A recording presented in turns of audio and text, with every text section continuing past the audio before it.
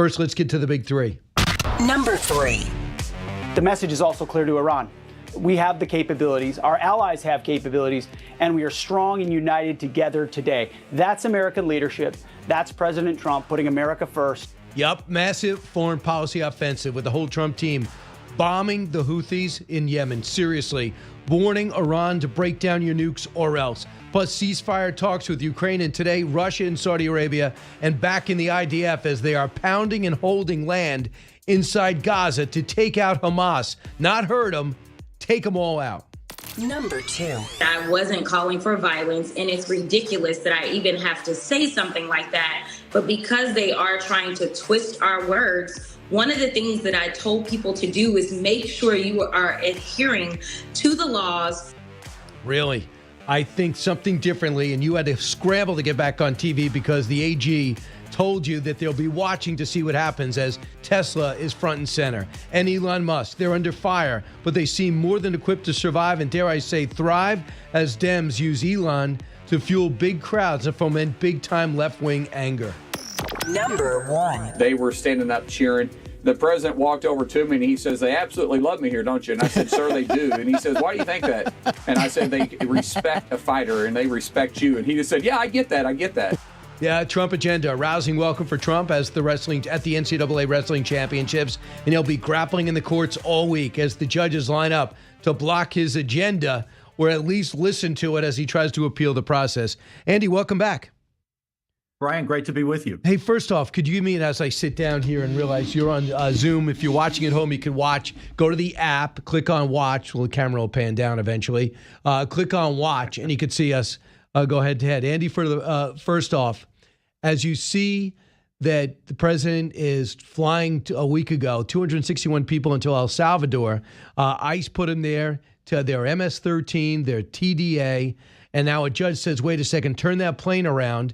That judge still has a multiple hearings, not satisfied with the Justice Department answer to it. At the same time, there's an appellate process to hear about the holding off of future flights.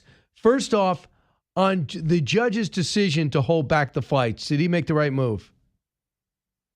Well, the president's authority under that statute is very dubious.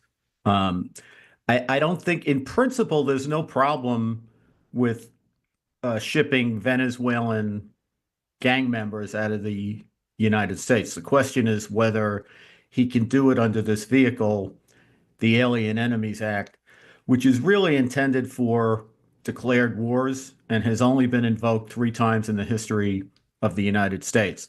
So, unlike some of the judges, Brian, who have done some pretty outrageous things, Judge Boasberg is not a crazy person. I don't know that you and I would agree with his politics, but he's a pretty straight shooter as a judge. He's, was originally put on the D.C. court, not the federal district court, but the D.C. court by George W. Bush, President Bush, 43. And he was put on the FISA court by Chief Justice Roberts. So he's not a maniac or a nut like some of these other, I don't like to refer to judges that way, but some of the other judges' rulings have been pretty out there. This one, you can understand why the courts are going to scrutinize it. And I think the big problem that we're going to deal with respect to getting people out of the country is basically, while the law says that an illegal alien is supposed to be in prison, detained during the course of the proceedings against him to determine whether he gets kicked out of the country or not, we only have, according to what Reuters reported last week, 47,600 spaces for detainees for immigration purposes in the United States. And it's hard to kick people out of the country if you can't stash them someplace while the proceedings go forward. So a couple of things. Why do they need proceedings? Because we can't possibly do this at this rate. We have 8 million who came in over the last 4 years. There's 22 million, a low estimate on how many illegals are actually here. So these guys are picked up for a reason locally, ideally. Then ICE has called them. The ICE has said, okay, there's enough here and enough here to keep them. Now, what do I do with them? Do I put them in our supermax or do I send them back to where they came from? So along the way, if we have to allow these guys to lawyer up and we have to go through proceedings, it's not practical or logical. And I don't know if a guy who sneaks in here illegally deserves that. What do they deserve, in your mind? If you're asking me as a matter of cosmic justice, what do they deserve? I'm with you. I think we should kick them the hell out of here. But unfortunately, I don't run the country, and Congress has enacted a lot of law in this area in over the last number of decades. So even if you have people who are illegal aliens who are in the country and who are picked up and are instantly removable, they are still entitled to a removal hearing in front of an immigration judge. And all of these Venezuelans, there's about, I think the final tally, Brian, was like 267 or 269 of them was the number. So some of them are in immigration proceedings. Some of them are criminal defendants who had criminal charges against them. So what due process they get it hinges on the reason that they were being detained in the first place. Yeah. And the reason the president wants to invoke this particular law is if he's right about this and he gets to say what is an invasion or what is a predatory incursion in the United States, then he can cut through all that stuff and get them out of the country. That's the reason he wants to use this law. The question is whether he can, and number one, whether there is an invasion or a predatory incursion as a matter of law, and secondly, who gets to make that decision? And the question is, does the court get to make that decision, or is it the president? So a couple of things. If you sneak in illegally, I can send you back to your country, right? Yes, but you have to, there's a process. It's supposed to be a quick process, but it's still a process. That's why we want you to remain in Mexico so you don't become our problem. So right, exactly. So here's the thing. A guy gets picked up, cop says, I caught you in the act, whatever that act was, whether it was assault, rape, whatever it was. And then he goes, ICE, this guy doesn't belong here. It's his immigration status. Okay, I got him. Is that enough to, in front of a judge, this is what two cops said, or local cops and the ICE cops, they said, yeah, this is what we have on him.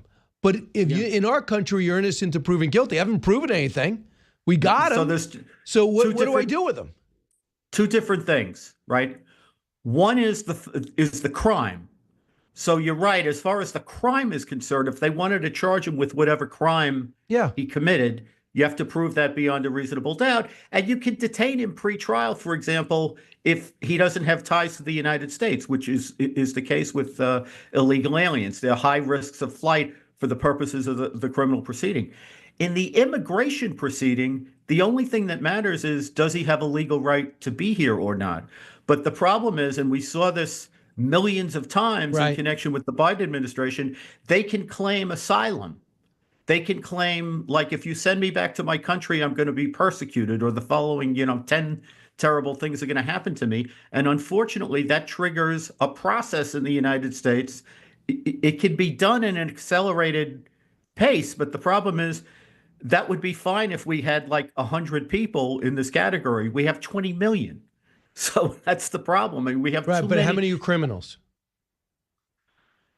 That's what I'm saying. So, like, you commit the crime. Like, some people are just here and they're working as cooks, and I'm not saying it's right, but that's so much different than picked up by cops, multiple offender, known rapist in our country, raping again. So I have to watch this guy go get a lawyer? No, well, let me tell you what that goes to, right? What you just mentioned now is what goes to prosecutorial discretion and who gets up highest on the list. If we only have the resources to get rid of, say, 1 million people out of 20 million, what the administration wants to do, and they're right about this, is prioritize the criminal aliens. So they're looking for the people who have committed crimes other than the ordinary crime. Coming into the country illegally is a crime. It's a misdemeanor, but it's still a crime. So I have a problem with the category of criminal alien because in my experience, and this is as a prosecutor for a long time, it's not only a crime to come into the United States. They typically commit a number of crimes, including, identity fraud and Yeah. that kind of stuff.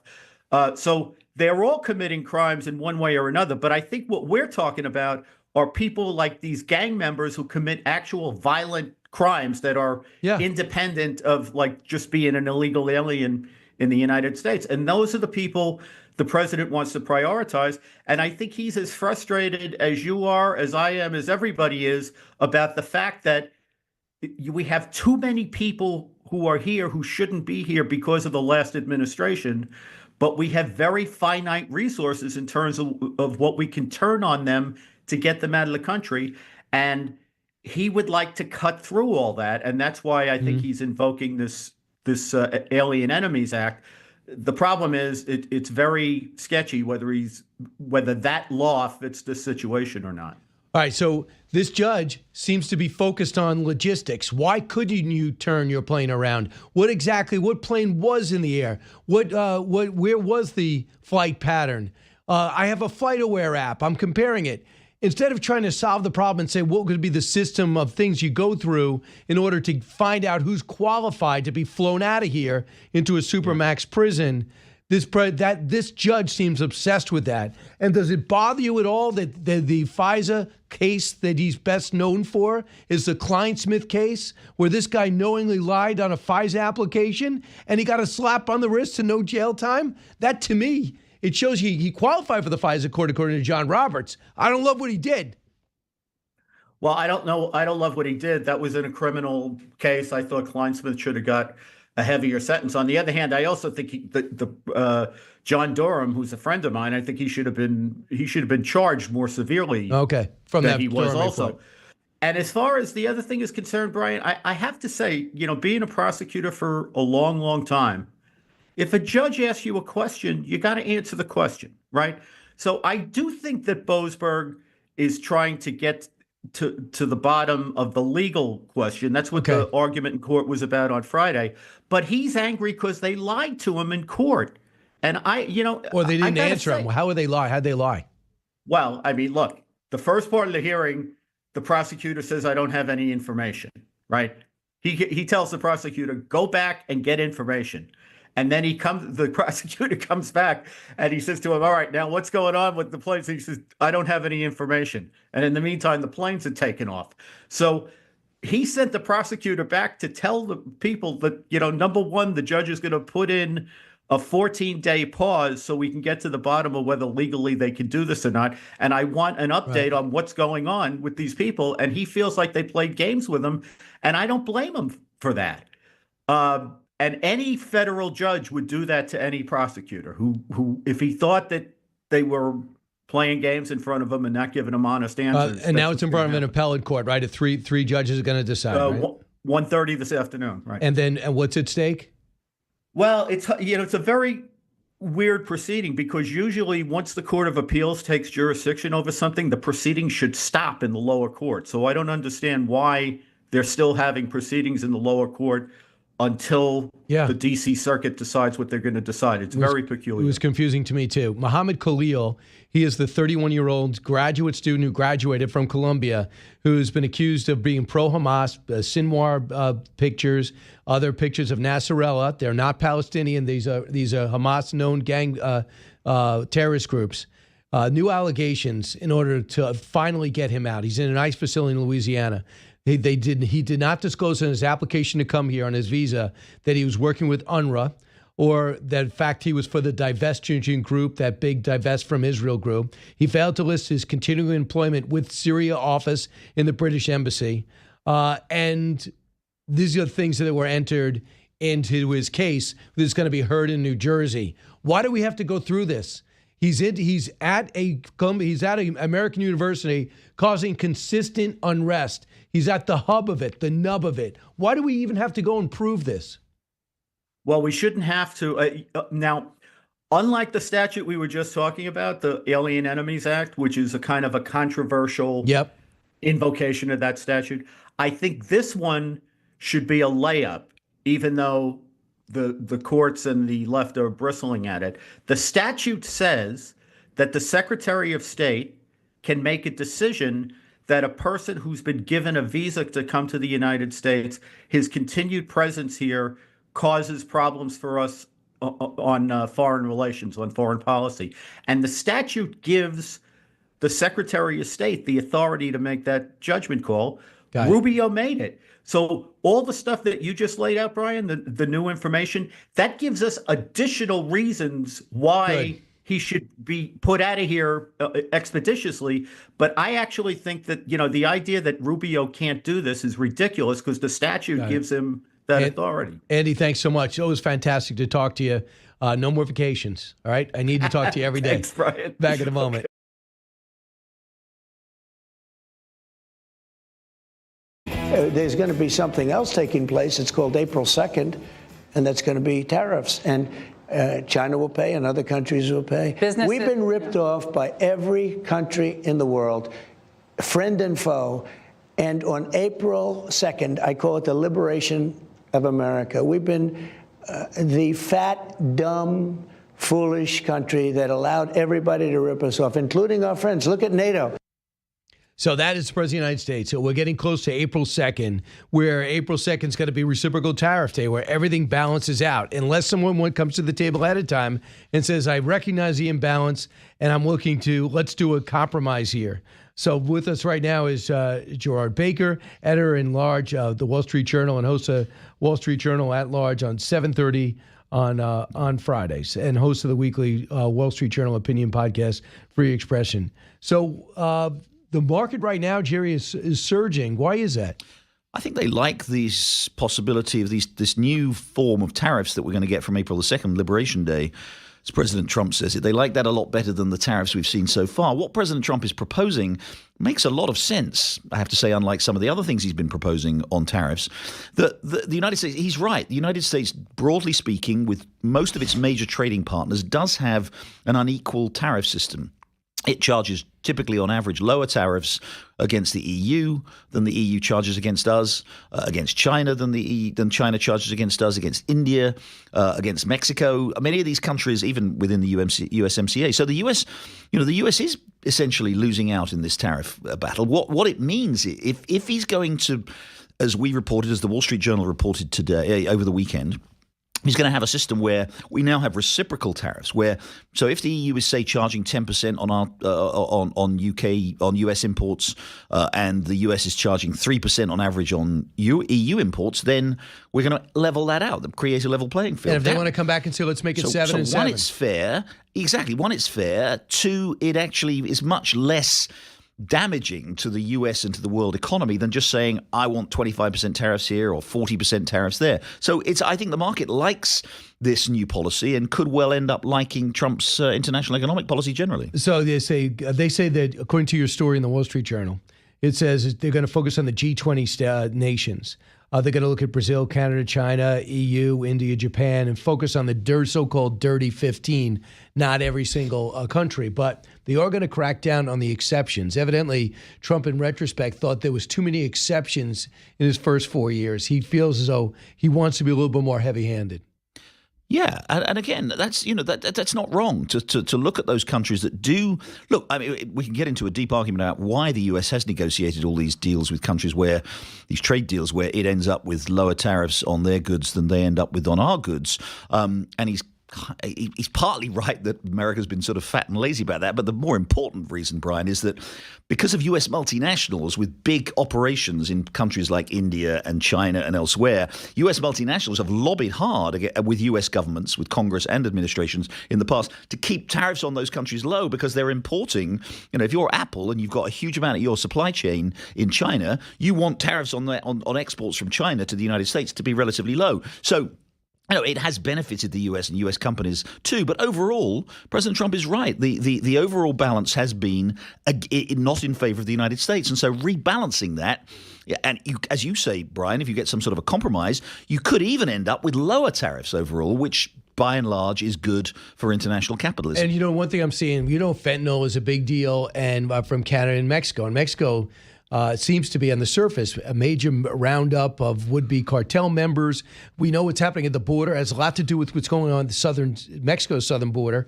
And then in the northern border, I was shocked to see 60 Minutes last night. I thought it was going to be one of these things to prove Donald Trump doesn't know what he's talking about when it comes to problems at the biggest border in the world.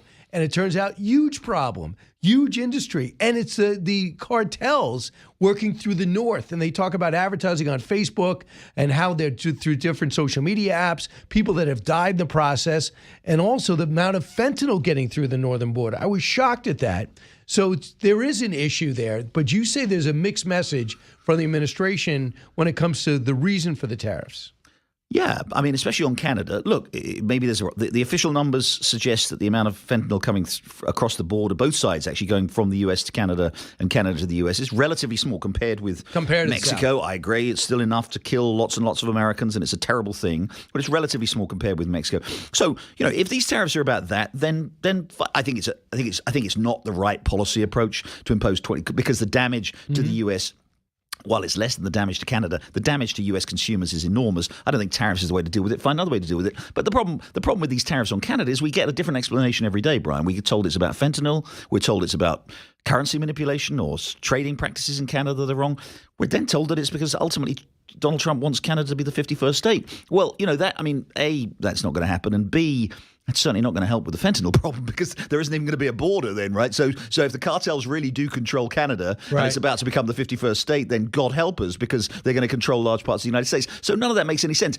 If he sticks to economically sensible policies, like with these reciprocal tariffs, you could end up with much more access for American companies to international markets, a much better performance for the US economy, and most important of all, American consumers, American businesses, American producers actually benefiting. And I think, that's the right policy. Right. I think Trump is happy with the amount of people that have pledged to bring their business back here from Apple on down.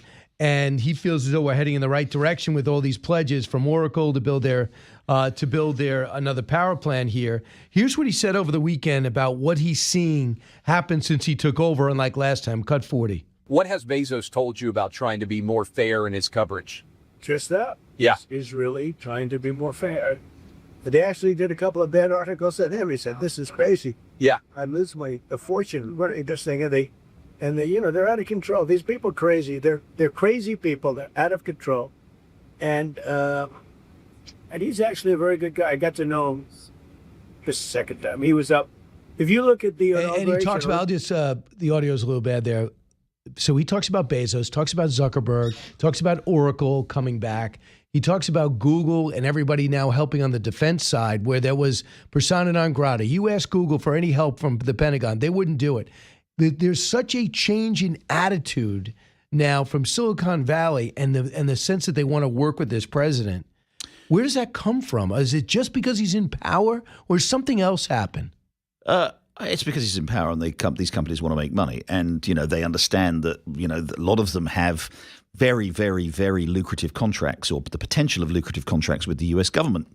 As you said, it is a strange state of affairs that Google was run by its employees essentially for a long time, who refused to work on contracts with the Defense Department. Many of these other companies did the same thing. But no, the companies now realize there's a tremendous business opportunity. There is, though, something else, Brian, going on, and I think we are seeing this. We've seen this. People talk about a vibe shift. I don't like the term, but it does capture fairly well what is going on, especially really interestingly, Brian, among younger people in the country, right? I mean, we've seen some of this really interesting polling about how younger people voted in the election, obviously, how they view Donald Trump, how they view the Democrats in particular. They are turning away from the Democrats in droves. Especially young men, have had enough of being told that they're to blame for everything, about enough of being told they're the villains. Have had enough. You of don't being, want to be masculine. Excluded from economic opportunities. They have literally. There's been some really interesting reporting in the last month or so about how companies over the last 10 years, when we were in the peak of woke nonsense, it was increasingly hard for young white men to get jobs, especially in creative industries and technology and things like that. Yeah, try to get a commercial if you're a white actor. Yeah, absolutely. So Trump yesterday said, Johnson & Johnson announced yesterday it's going to go with tens of billions of dollars and start building and start making stuff here. Apple, $500 billion. We know that we have a pledge from Honda to move their plants out of Mexico. So a lot of this stuff, I guess, to get on Trump's side. The other thing I think, Jerry, is that Biden was so bad for business that it was almost like a relief that, we're trying to vilify Trump and say he wasn't a legitimate president and he's too volatile and all these things and he's going to be impeached. And then after 4 years of Joe Biden and that ridiculous administration's anti-business attitude, they're welcoming this opportunity. Oh, that's no question about that. Brian, you talk to people. One of the reasons so many people in Silicon Valley and the tech field in particular have become sort of Trump supporters or conservatives AI in the last especially, 4 right? years. Yeah, AI, but these big tech companies too, and many of the venture capitalists and the investors who were basically being told by the Biden administration, you will do what we say. They saw what happened with Facebook in particular when the Biden administration tried to get them to, essentially to not publish things that were unhelpful in the way that the Biden administration viewed it. They saw the way in which the Biden team were trying to regulate the economy, the tech sector in particular, the way in which it's very aggressive antitrust measures from the Biden FTC and Justice Department. And they thought, this is going to stifle at a critical moment in America's economic development, when AI is so important and making sure that America remains at the forefront of AI with all this competition from China, we are being led by an administration, the Biden administration, that is trying to stifle innovation and stifle entrepreneurship and stifle our ability to grow. And they turned against Joe Biden, and that's one of the reasons many of them, in much greater numbers than before, voted for Donald Trump. Jerry Baker, how do you react to what's happening with the Teslas? With the firebombing of dealerships, with the blowing up of these fleets, with the keying of cars for just normal homeowners, to a big push to divest from their stock. Does it disturb you that someone could work for the government and pay this type of price? Of course, it's absolutely it's despicable, and and I hope these people are discovered. I've seen many of these cases of people being caught on camera keying Teslas, and of course, good news is they have cameras on. Yeah, they have cameras. I mean, by the way, how idiotic do you have to be to sort of key, in front of a camera? You should be sent to prison for stupidity alone, let alone for violent vandalism. No, it's absolutely indefensible. Look, I think Donald Trump. I think Elon Musk is. I think that if you don't like Elon Musk, don't buy his cars, right? And we're starting to see that. I mean, especially around the world, to some extent in the US, but around the world, we're seeing. I mean, his sales are off like 90% in parts of Europe because of the things he says. That's you don't have to agree with that. You don't have to like it, but if you don't like it, if you don't like Elon Musk, then don't contribute to his economic welfare. But violence against, in any circumstances, violence is absolutely indefensible, and I hope these people are caught and prosecuted. When you look at the Tesla stock, and it is down to right below where it was before the election. Down where do you think long term? Yeah. I suspect that, look, a lot of this is obviously heavily political, right? He's, again, as I say, particularly in Europe, he's lost a lot of business, because there are competitors too, particularly in Europe. The Chinese EV manufacturers are making real inroads into Europe, and they can do that. Here in the United States, there's also been some political. Look, I suspect that Musk has been a genius with the development of Tesla, with the development of EVs, but I suspect that that's actually no longer where his passion is, where his focus is. I think Starlink, some of the other businesses that he's involved in, again, there are big competitors now. I mean, he led the way with EVs without any question, and he deserves all of the rewards he's got from that. But there are many competitors now, Chinese competitors, some European competitors, American competitors too. So that market is getting much more crowded and much more challenging for him. So I don't suspect that he's all that concerned, even though it's a 50% decline, because I think he has other economic opportunities. As I said, Starlink is an extraordinary beneficiary. The battery, the work that he's been doing on batteries. What about robotics? Robotics too. Some work. He's doing some. He's got some interesting AI developments too. Look, he's been an entrepreneurial genius, and he will find ways.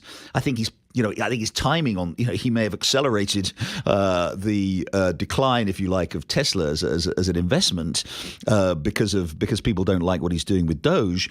But I think his timing is, once again, is probably very good because it's going to open up opportunities for him in other fields. How do you feel? You feel like ultimately he'll be a plus or minus for Trump?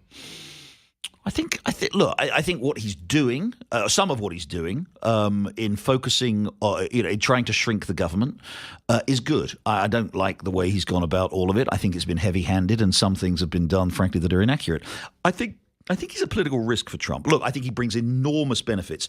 One, that in terms of what he's doing, some of the things he's doing with DOGE. Two, the influence of X, which is great, and to have a platform like X, which is now dominated, frankly, by by more conservative voices, that's very useful for Trump. Also, he is, his money. I know that he's been deploying his money in ways that help Donald Trump, both in the election, both in threatening. I mean, he's getting very much involved in this Wisconsin Supreme Court election. He's indirectly threatening some Republicans who may be feeling like opposing Donald Trump and saying, "I'll use that to challenge you." That's all incredibly beneficial for Trump. There is a downside, which he's not very popular. I mean, if you look at the opinion polls, people are concerned about some of the things he says about Social Security. They're concerned about what they see as possibly some self-dealing going on, that he may end up getting contracts out of this, while some people may worry about losing their Social Security payments. So he's not popular. So it's a balance at the moment. He's doing a lot of good work for Trump. He's being enormously beneficial for Trump. But he could be a drag on Trump's approval ratings. I just find it pretty amazing that we were putting out billing in the country with no idea where the money was going. And he's making it all accountable right away. Before the Treasury Secretary was actually confirmed. Yeah, but he's exaggerating some of the things they've said. I mean, look, the U.S. has a massive fiscal problem, and it's only going to get worse. And we're going to have another big tax cut, we hope, this year. Part of the justification for that tax cut was that we were going to be able to cut some spending. DOGE was going to do a really good job. Well, DOGE is talking about maybe cutting billions of dollars. We're talking about a deficit of trillions of dollars.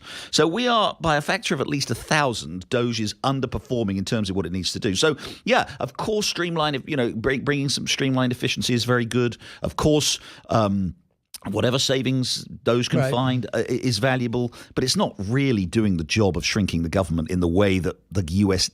desperately needs if it's to be if it's to retain its advantage as a dynamic economy. Well, put it this way: he's cutting, and people are going crazy that he's cutting anything, let alone maybe not enough in your view. Wall Street Journal's own Jerry Baker. Jerry, thanks so much. Appreciate it. Brian. Thanks for having me. Back in a moment.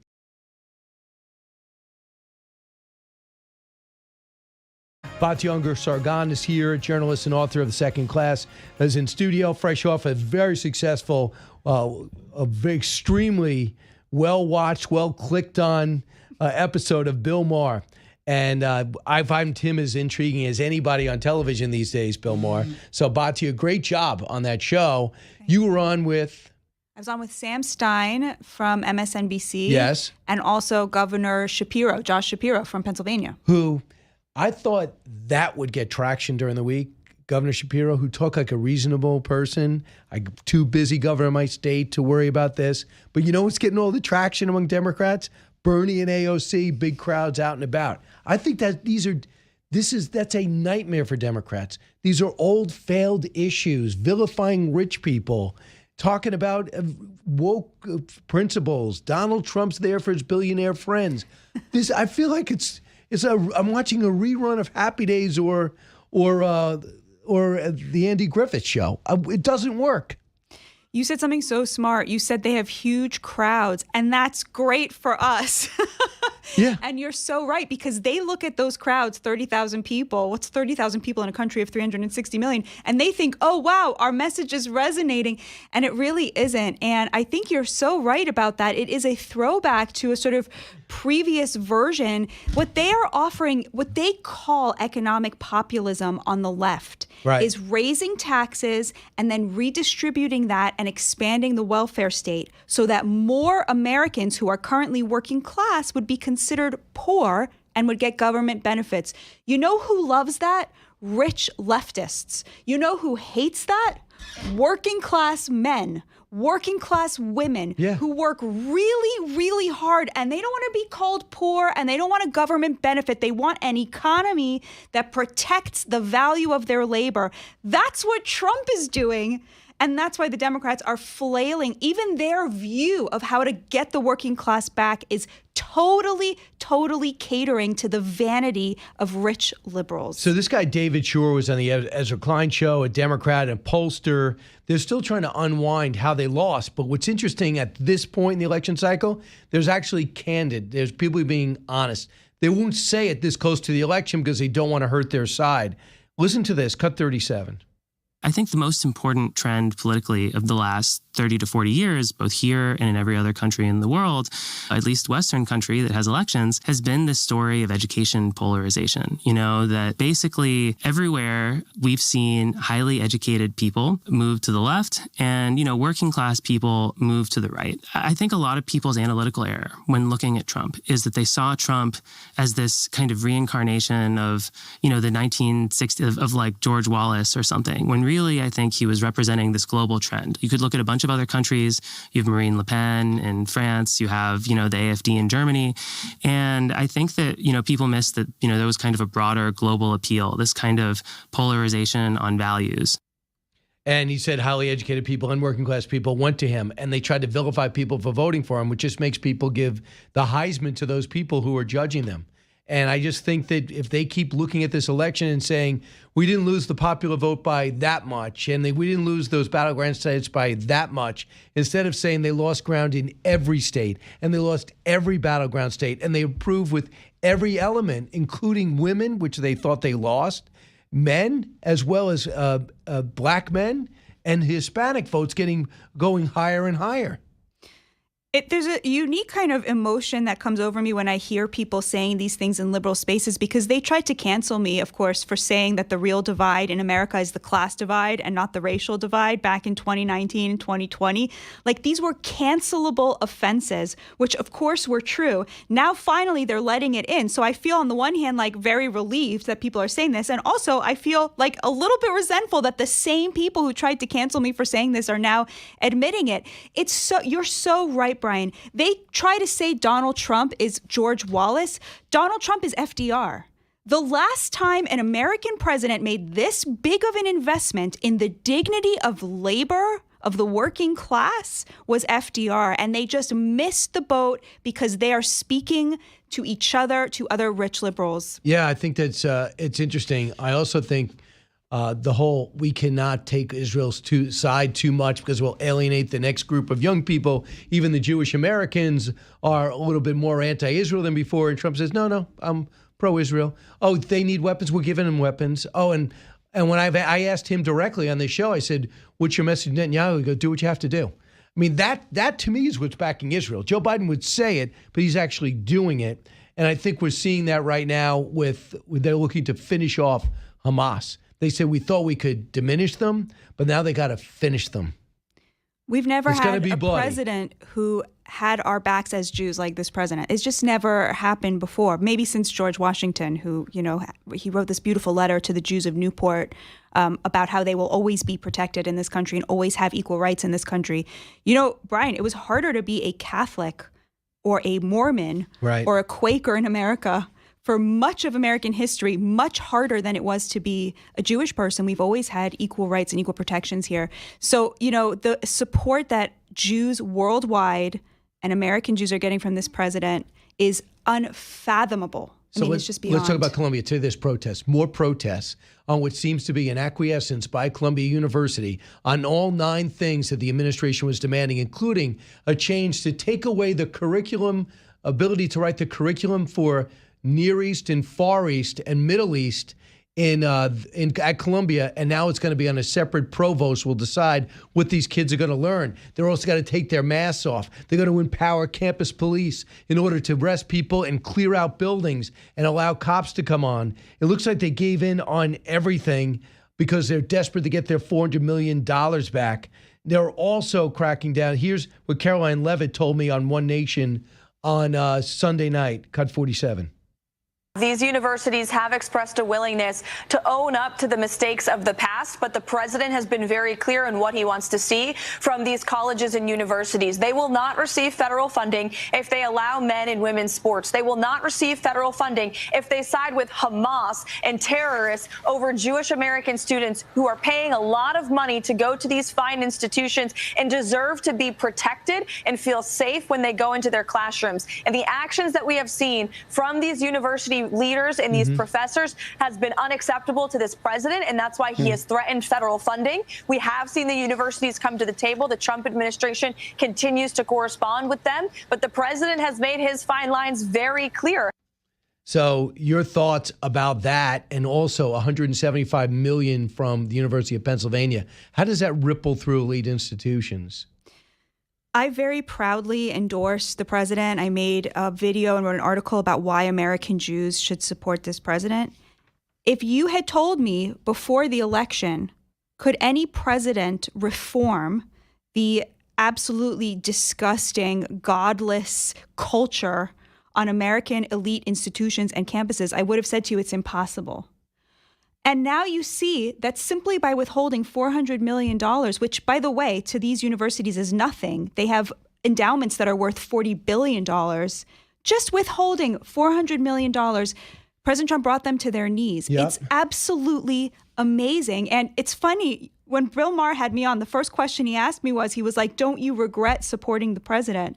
And I think liberals are living in this fantasy. CNN keeps airing like regretful Trump voters. I don't know where they're finding them.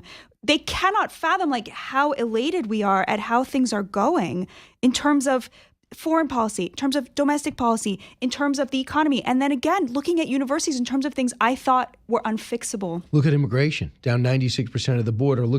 So let's talk about this guy, Mahmoud Khalil. They decided to put a little bit more out there today because I guess he's going to have a hearing this week. He said he has violated his application for a visa. He did not disclose his work with UNRWA or his push for divesting from Israel. He's part of that apartheid movement. He failed to list the continuing employment with a Syria office in the British embassy because he's a refugee from Syria, that war-torn country. And they're trying to push back on and by the way, Andy McCarthy says they shouldn't even have to say that. If the Secretary of State wants you out and you violated your green card and your visa, you should be gone. But this is just the beginning. He's got to get out. Listen to what his wife said, cut 46. You also know that the press secretary said that your husband circulated pro-Hamas flyers. Did he? That's not true. Is Mahmoud pro-Hamas? These are accusations that the Trump administration keeps pushing on him. But what do you say to those? I think it's ridiculous. It's disgusting that that's what they're resorting to, that's the tactic that they're using to make him look like this person that he's not. Literally, it's so simple. He just does not want his people to be murdered and killed. He doesn't want to see little kids' limbs being blown off, you know? So is he pro-Hamas or not? We don't know, do we? She didn't say no, did she, Brian? Nope. Very interesting. Put him under oath and ask him that question. It just, she couldn't even bring herself to say no.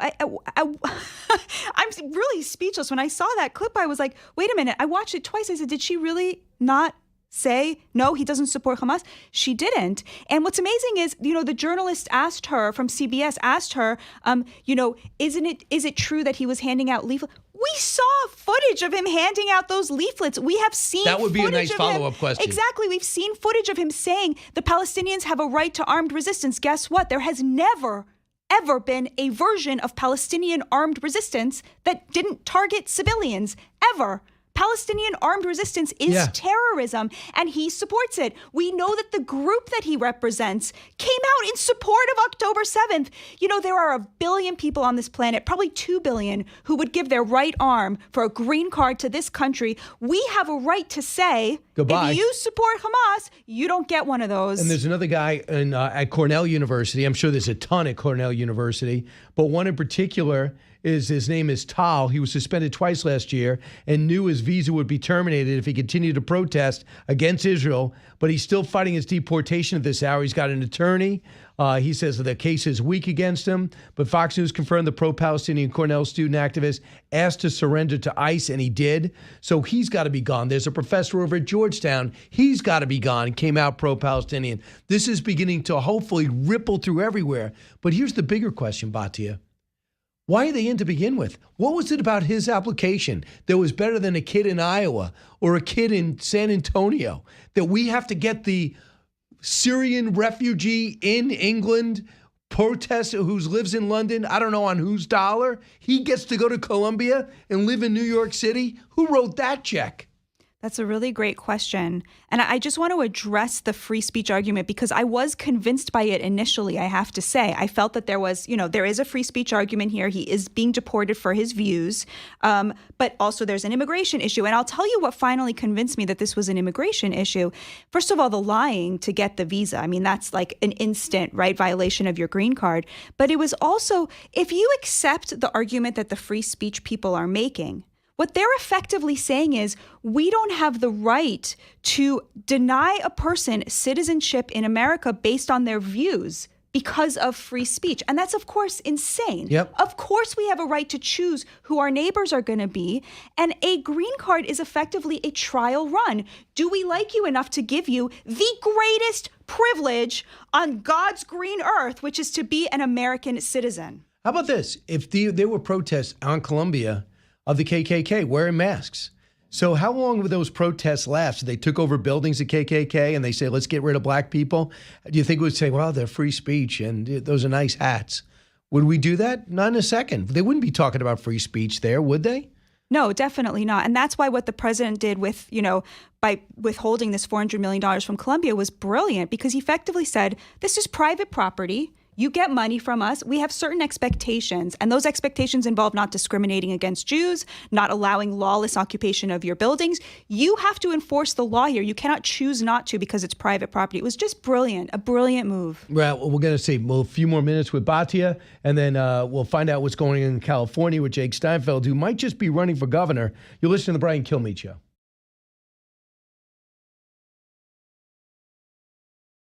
The talk show that's getting you talking. You're with Brian Kilmeade. We are back. Batya Ungar-Sargon. We have a few more minutes left, Batya, but I thought George Clooney over the weekend on 60 Minutes sat down. One of the questions was, hey, what about that editorial you run that really forced Joe Biden from the race? Was Obama behind it? You want to hear it? Yeah. Here's his answer. Looking back on that, happy you did it? Yeah. I'll make it kind of easy. I was raised to tell the truth. I had seen the president up close for this fundraiser, and I was surprised. And so I feel as if there was a lot of profiles in cowardice in my party through all of that. And I was not proud of that. And I also believed I had to tell the truth. Your thoughts, Batya, on that? I want to make sure that your audience understands, why it was so disgusting what George Clooney just said, because that fundraiser was before the debate. If I'm remembering the timeline correctly, there was a fundraiser, then about 3 weeks later there was the debate, and then a few weeks after that was the op-ed from George Clooney. Meaning when he alone had access to this information due to the fact that he's a celebrity, millionaire, funder, elite of the Democratic Party, he did not tell the American people what he had witnessed. He waited until the American people saw it for themselves and then pulled out the knife and stabbed President Biden in the back because he knew that it was over for him. This is the most cowardly thing I've ever seen in my life. So President Obama wouldn't put his name on the op-ed, right? He made George Clooney do it, right? He says that wasn't Obama. Says it wasn't Obama. Fine. Right. Okay, whatever, right? But that is who the Democratic Party is right now. It's like Obama and Clooney. It's like millionaires who are lecturing people, hiding what they know, gatekeeping the truth until the American people turn on them, and then there is no person who is close enough to them that they will not stab in the back to keep power. This is the definition of cowardice. So here's how clueless this party is. Biden, a couple of days ago, said, I'm willing to come back and help with Jill and raise money.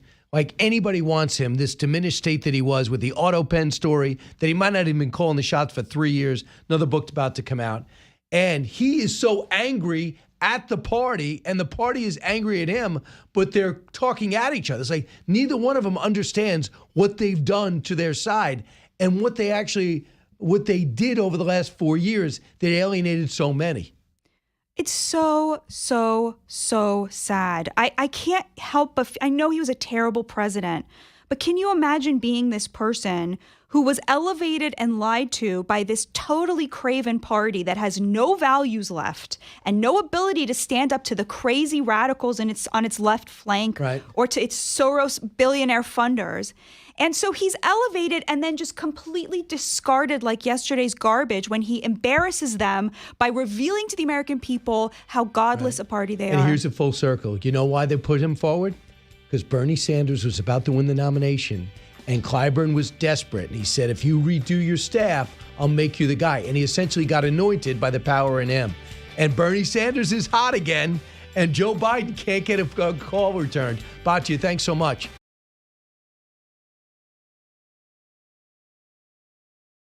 California is projected to lose 3 seats, New York 2, also going to lose a seat, Minnesota, Oregon, Rhode Island, Illinois, all blue states. Who's getting these? Texas, Florida, Idaho, and Utah.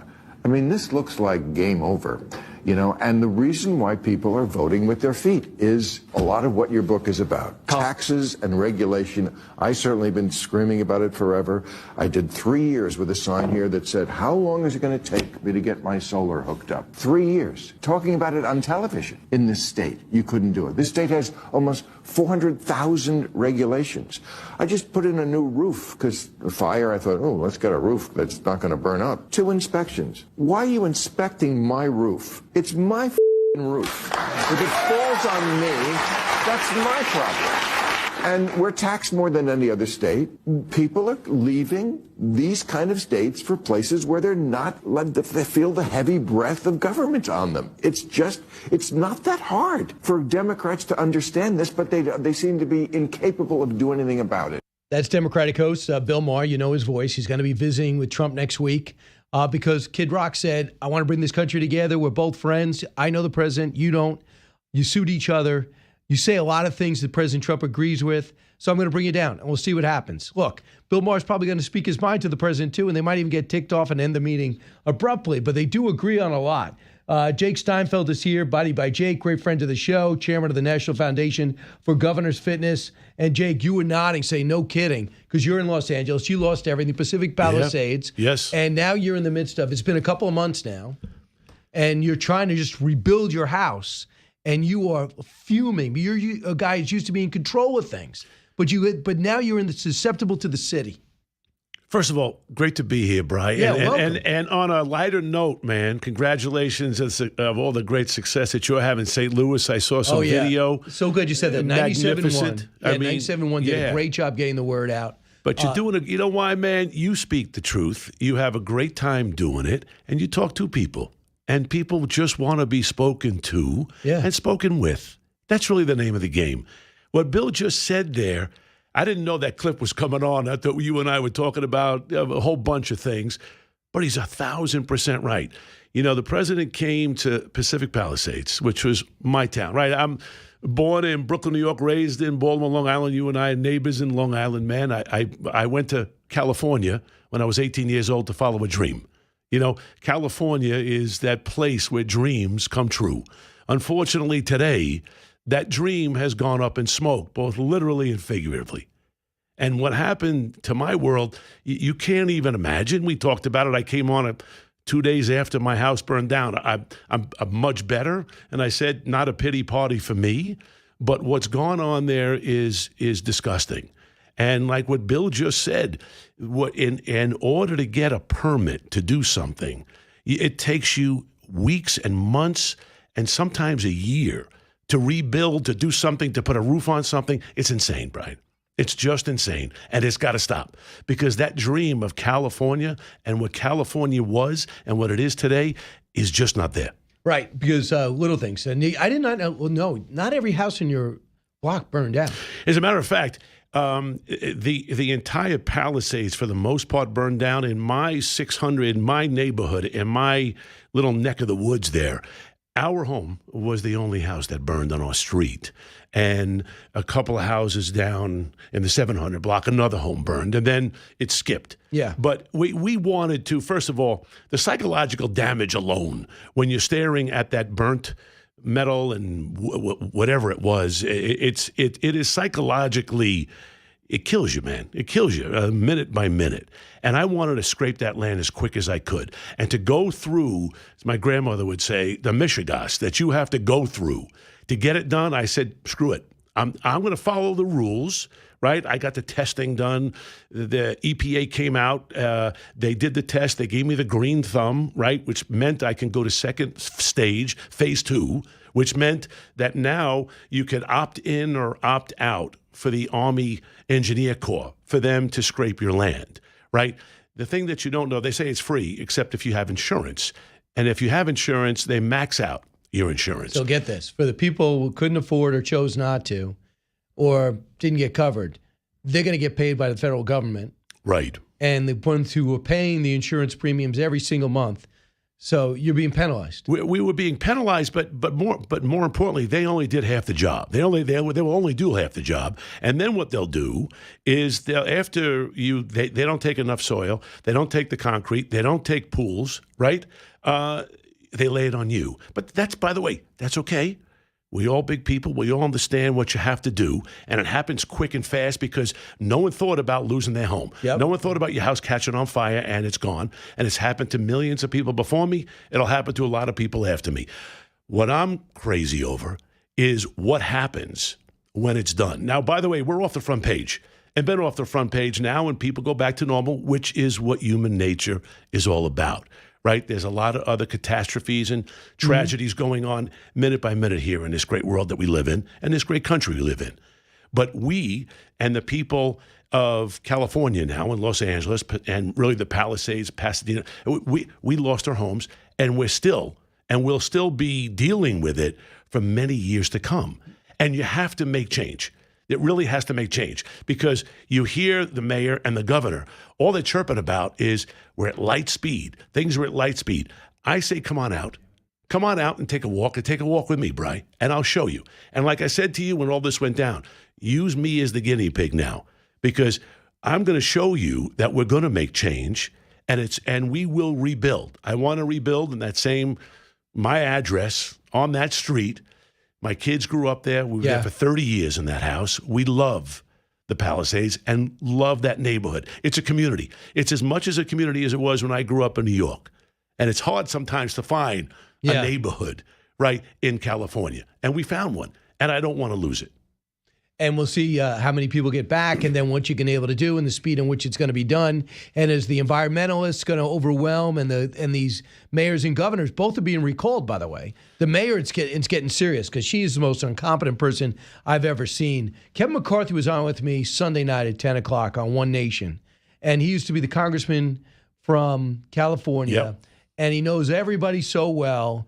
Former speaker. Listen to what he said. Cut 36. He is the largest chameleon that has ever lived. But this is about your governor. He stands for nothing. He's not the governor of California. He's not doing his job. Just this week, Californians are now going to have to borrow billions of dollars to pay for Medi-Cal because he went out to give Medi-Cal for illegals. And you watch on his podcast, he's criticizing what he actually did. It makes no sense. It just shows President Trump not only won the presidency, he has broken the Democrats.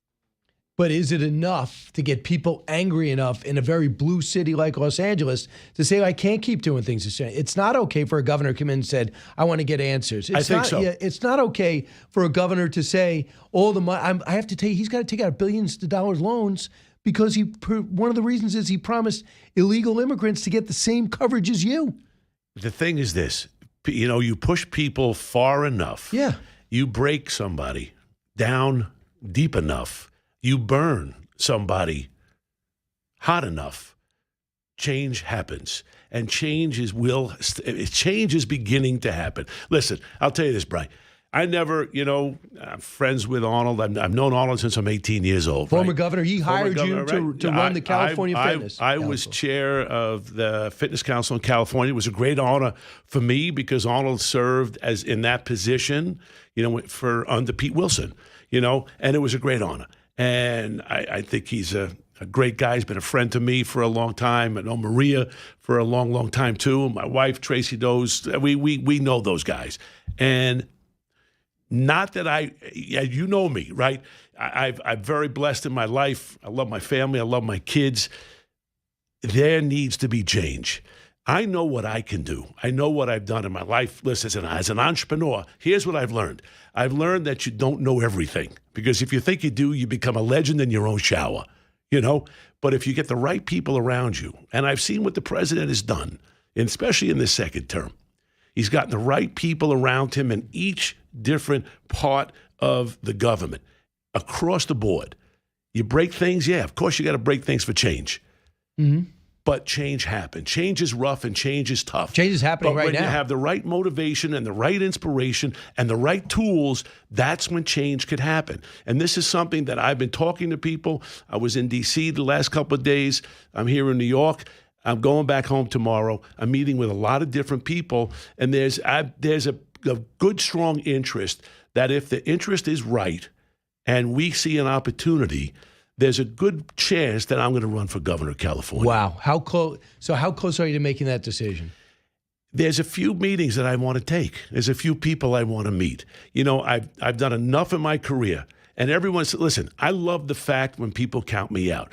I was the fat kid with the bad stutter growing up. I couldn't stand up in a class when I was in 4th grade and 5th grade. The teacher would say, read out loud. I could read, but I got so nervous and uptight that the words wouldn't come out. And I pushed myself through. The bar was always set low. There's a bodybuilder who stutters. Well, that guy's not too bright. I came to understand and use that to my benefit. Walk into a room when the bar is set low, they don't expect anything from you. So when everyone's going left, I went right.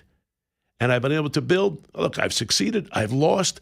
But I understand how to talk to people and understand long enough that you got to get the right people in the right positions. And if I can do that, because I know how to lead and I know how to talk to people. We got to get a campaign team first, right? We're talking to people, we're having conversations, and we just want to see, I want to see, right? Not putting money into this thing because, listen, I came from the infomercial business, right, where I had to buy time, but my time made money. And if it didn't, we didn't spend money on that product. I'm not going to run and put my own money into something because I don't need to want to buy my way into anything. We want to run on a merit and run on the fact that, listen, there is a dream that was California, and I want to bring that back in the right way with the right people for in the middle of the road, because I'm not about red or blue. I'm about red, white, and blue. I run as a Republican. And the Republican Party they haven't done much. I mean, they didn't do anything for Steve Garvey that I could see. Right. I know, plus he didn't work hard. I mean, the guy was not doing any interviews. Right. He had a huge name recognition, never did anything before. And a really good guy, too. I mean, Steve is, I knew Steve back in the day. Work. Yes, you got to work. You got to go 7 days a week, multiple things. Listen, and I will tell you, I've been from Barstow to Riverside and everywhere from the Osh to the mountains and everywhere in between in the great state of California, putting fitness centers in elementary and middle schools, traveling up and down the state as I've done. The other thing is, more governors than anyone else in the country, perhaps, outside someone who's a governor, because you've dealt with all governors in one election, lost election, more than 50 governors. Right. Because you put fitness centers in the schools in all 50 states. All 50 states So now. what did you notice about those governors that intrigued you and about how they described the job? Let me tell you something. One guy that really intrigued me was our mutual friend now that I introduced you to, my friend Doug Burgum, right? Doug was the governor of North Dakota. For some reason, I stood next to 48 of all 50 governors, and Doug and I hit it off. And I love the fact of how he was there, because I watch. Because, listen, we go to elementary and middle schools. And I would tell each governor, now remember, you're talking to kids, no political speeches. I know there'll be some cameras there.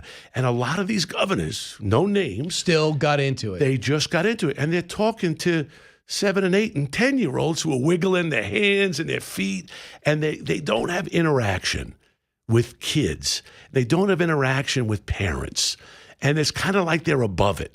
And I would see this and I would think, how does a guy like this become governor? Well, it's a businessman. Right? And I look at a guy like Doug, who was incredible. I remember a great moment. We did a fitness center, a Don't Quit Fitness Center on the Sioux Nation in North Dakota. And there was a chief stood up and came up and had Doug stand up, talked about the pipeline and whatever it was, and he had everyone in the school come up and like lay a hand on Doug. And I thought it was just an amazing moment. And he and I kind of hit it off, and we've been pals ever since. So he could coach you through this. I mean, while he's we've also been trying to run the interior of the country. That's right, which is the biggest agency. It's a big agency. Yeah, and I mean, it's incredible. I was with him the other day, and he's just a great guy and a great choice for the president. Yeah, absolutely. And if you want to rebuild LA, he'd be the one to help you do that. Absolutely. Because the interior, according to reports, California is still inside the country. It is. Right. It definitely is. And I want to make sure we keep it there. And I definitely want to keep it there. And the thing is, we want to do it the right way with the right people. And with the right people, we're going to get it done. So you're thinking about running for governor, Jake Steinfeld? I am thinking about it. Let me just say that. I'm absolutely thinking about it. All right. We're going to take a break and come back. Jake Steinfeld's here, Body by Jake. He also managed through this to see in fantastic shape still. No excuse not to work out. No, just because you have no belongings. I got nothing. It's no back in a moment.